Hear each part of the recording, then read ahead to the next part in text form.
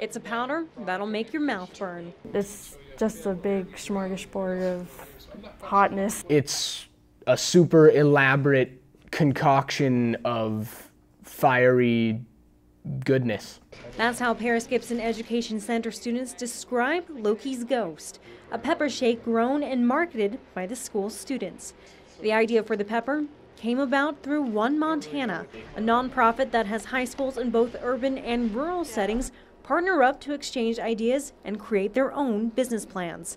Great Falls is partnered with White Sulphur Springs. White Sulphur is starting a student business called Hornet Vinyl that will make vinyl decals and t-shirt designs. As for Paris Gibson, the students grew the pepper with an aquaponics system, planting in gravel and using fish in a reservoir to generate nutrients for the plants. The water is then filtered back into the tank. It keeps everything going, and there's not a lot of maintenance to it or anything, and you just have to test the water and make sure all the nutrients are level. After they're grown, high schoolers grind down the peppers before being bottled and labeled with a student-produced logo. Now, one reason it's called Loki's Ghost is for Loki, the Norse god of mischief, but the other is for the ghost peppers in the ingredients. Also included are jalapenos, cayenne peppers, and Carolina Reapers. Meaning that whenever you pop open one of these, you never quite know what you're going to get.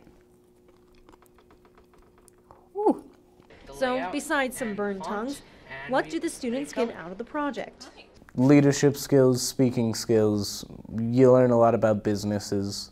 You also learn a lot about cooperation and kind of picturing yourself as a whole of a community that is Montana.